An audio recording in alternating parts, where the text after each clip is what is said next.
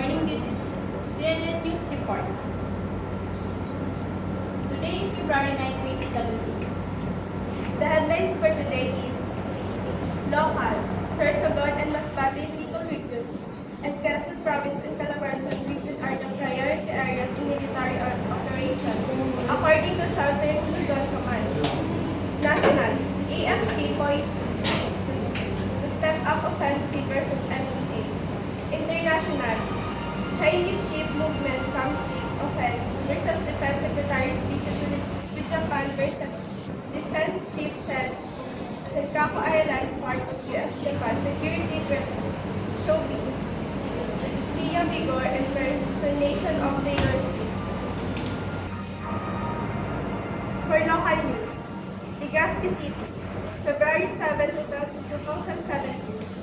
Sorsogon and Masbate in Bicol Region and Quezon Province and Calabarzon Region are the priority areas in military operations according to Southern Luzon Command of the Armed Forces of the Philippines.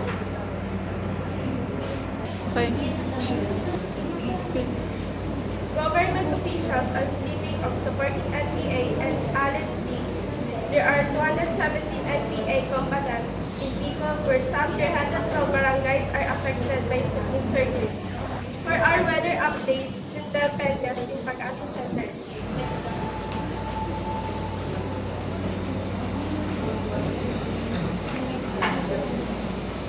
Winds coming from the Pacific Ocean prevails over the Philippines area of responsibility. Is still affecting the eastern section of Luzon and Visayas. For today, forecast generally fair weather is expected in most part of the country. The whole archipelago will experience partly cloudy to cloudy skies with chance of isolated rain, shower, or thunderstorms, mostly in the afternoon or evening. Hot weather will continue in the Philippines. Metro Manila will experience 23 to 33 degrees Celsius, while Metro Cebu's temperature could reach 25 to 32 degrees Celsius. Metro Davao will feel the warmest weather this Friday with temperature ranging from 25 to 34 degrees Celsius. Pag-asa weather forecast, Fernando Cada explained that the current factor affect the heat field in certain area. This includes the topography, location, and the prevailing weather system or wind direction. Did you know? In May 1987, the hottest temperature in Metro Manila was recorded at 38.5 degrees Celsius. This was recorded in May part of the Quezon City area. But this is nothing compared to the 42.2 degrees Celsius recorded on April 1969 in the Tuguegarao, Cagayan, which is considered as the hottest temperature ever recorded in the Philippine history. AFP points to step up offensive versus NPA. Authorities are taking the review for President Rodrigo Duterte to bring back again more than 20 consultants of National Democratic Front or NDF. Even as NDF insists the peace talks are still ongoing and existing agreements for protecting its negotiators are still in effect. Benito Wilma Jamson are facing murder charges in Cebu Court over their supposed role in rebel purge killings in 1980s. There are just some at least 21 political prisoners in August last year to join the National Democratic Front as consultants.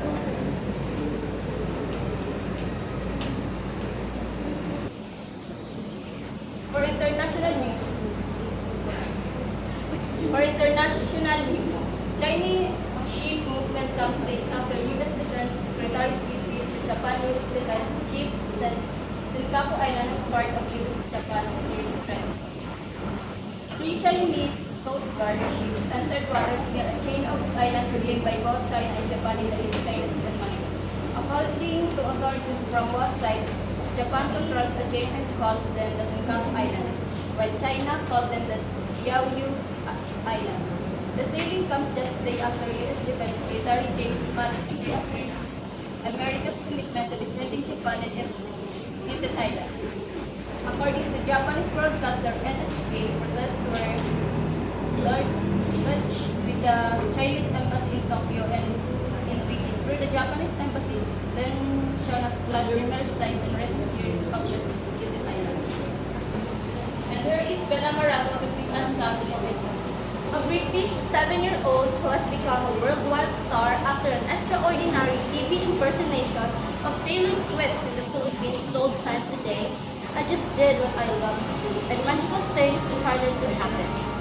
Shamara Vigor sent the audience wild with excitement as her clothes were torn off during her pitch-perfect version of Swift's 2008 hit, "You Belong With Me." Dressed in a white marching band uniform, matching Swift's and wearing full makeup, the 7-year-old appeared on a country's hit show. The face sounds familiar, kids. Halfway through the 2 minutes routine, viewed more than 1 million times on YouTube.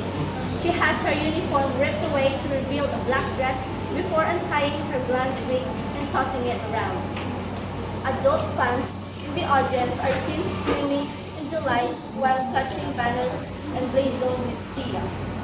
Sia also stars as a princess in a hit family sitcom and moved from Devon to Asia as a toddler with her British father, Alan, and a Filipino mother, Christy, who met online and married 11 years ago. Mr. Vigor told Mail Online today, "I am incredibly proud. She performs amazingly and she's become a really big star on TV here in the Philippines." So, I'm Bel Amaranto, and that's our showbiz update today. I'm Andrea Pudinho, Dalia Villeta, Bel Amaranto, Jundal T. Piñas, and this is CNN News Report.